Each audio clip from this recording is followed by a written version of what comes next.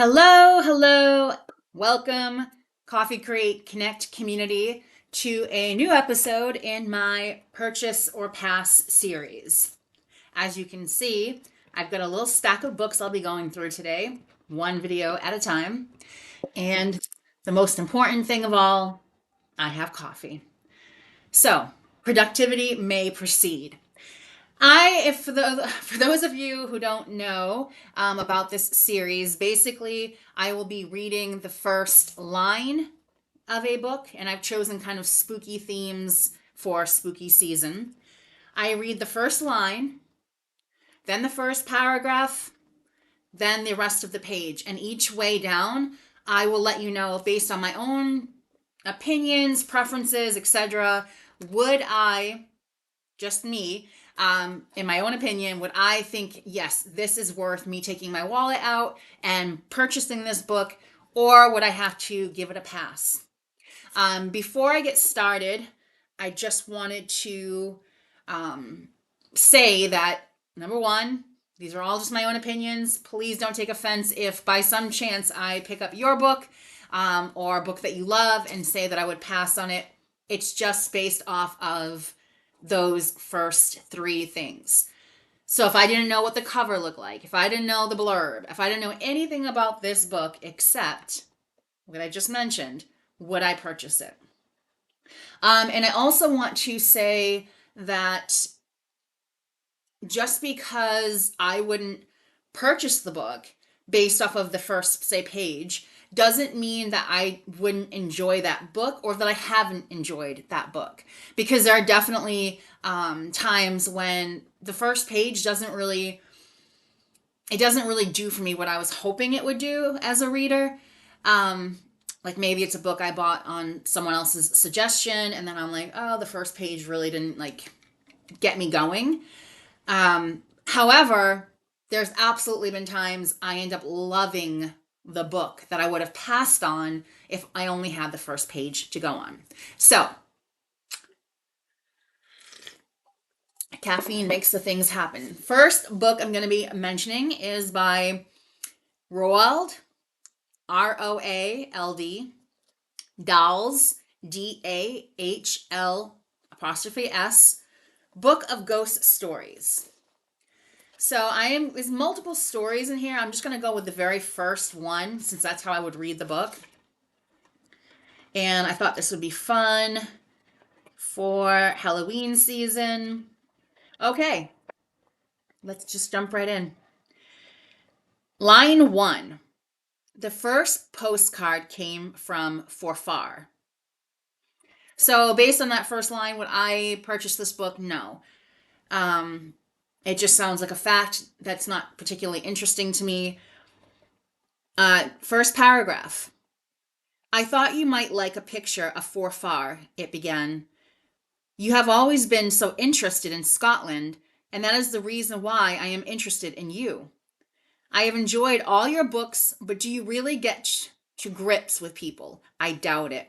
Try to think of this as a handshake from your devoted admirer. Now I'm a little more interested because I'm wondering, is this person like a stalker?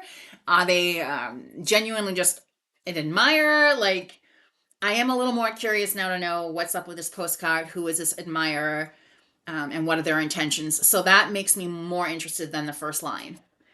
Rest of the page reads, like other novelists, Walter Streeter was used to getting communications from strangers. Generally, they were friendly, but sometimes they were critical. In either case, he always answered them, for he was conscientious. But answering them took up the time and energy he needed for his writing, so that he was rather relieved that when W.S. had given no address. The photograph of Forfar was uninteresting and he tore it up. His anonymous correspondent's criticism, however, lingered in his mind. Did he really fail to come to grips with his characters? Perhaps he did. He was aware that in most cases they were either projections of his own personality or in different forms, the antithesis of it, the me and the not me. Perhaps W.S. had spotted this. Not for the first time, Walter made a vow to be more objective. About 10 days later arrived another postcard, this time from Berwick on Tweed. What do you think of Berwick on Tweed? It said. Like you, it's on the border. I hope this doesn't sound rude. Okay, I would actually purchase, based on the first page, I would purchase this because I am very interested now to know who this WS is and what do they want from this person. It's given me a little bit of, if you might be familiar with the movie Misery, based off of Stephen King's novel, it's given me a little bit of that type of a vibe. Like I'm getting the vibe like this woman or this person probably doesn't have necessarily the best intentions. I don't think they're out there with like an axe or anything, but I do think like this person is going to cause trouble. So yes, I would purchase this book, which is called, again, Roald Dahl's Book of Ghost Stories. And it looks like that. I know it's probably backwards on the camera, but just so you get an idea of what the cover looks like.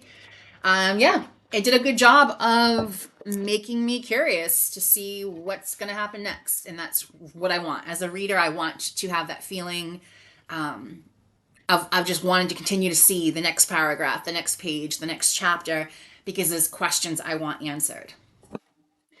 All right, so that is that for this first book. I was going to do these all separate, but I think I will add one more to this video. And this book is called A Monster Calls. It's a novel by Patrick Ness, Ness. It is inspired by an idea from Siobhan Dowd, spelt Siobhan, last name Dowd, illustrated by Jim Kay. Kay. All right, so it looks like this. I have read this book. I enjoyed this book, and I really enjoy that it comes with these illustrations throughout the book. It's glossy pages, which I also like for this particular book. So there are multiple images, which also kind of helps break up the text a little and gives your eye a second to rest. So if I knew nothing about this book except the first line, paragraph, page, would I still purchase it? The monster showed up just after midnight. Yes, first line has me intrigued. Okay, so that's good. Okay, so I'll read the rest. The monster showed up just after midnight, as they do. Connor was awake when it came. He'd had a nightmare. Well, not a nightmare, the nightmare. The one he'd been having a lot lately. The one with the darkness and the wind and the screaming. The one with the hands slipping from his grasp, no matter how hard he tried to hold on. The one that always ended with, "Go away." Connor whispered into the darkness, his bedroom trying to push the nightmare back, not let it follow him into the world of waking. Go away now. He glanced over at the clock his mom had put on his bedside table. 12:07. 7 minutes past midnight, which was late for a school night, late for a Sunday certainly. He told no one about the nightmare. Not his mom, obviously, but no one else either. Not his dad in their fortnightly or so phone call. Definitely not his grandma. And no one at school. Absolutely not.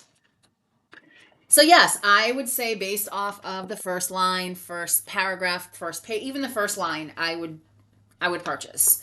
Well, let me think. The first line, I don't think I would purchase. I would be interested enough though to read the first paragraph, which does have me interested enough. And by the end of the page, I'm certainly ready to see what this nightmare is about. Why doesn't he want to tell anyone? What's his relationship with his father? Why is it like a fortnightly call? Things like that. So again, questions that I'm interested in finding answers for. So I would purchase. And that is that for this video. In the next one, I'm going to go over a couple of short stories from this book, which is Mengery of the Weird. Menagerie of the Weird. I'm probably pronouncing that wrong. It is Menagerie of the Weird, and it's by J.L. Metcalf. So it is a collection of short, kind of, we'll say, maybe more dark stories. I'm just going to read a couple. I'm not going to go through each and every one because we'll be here forever.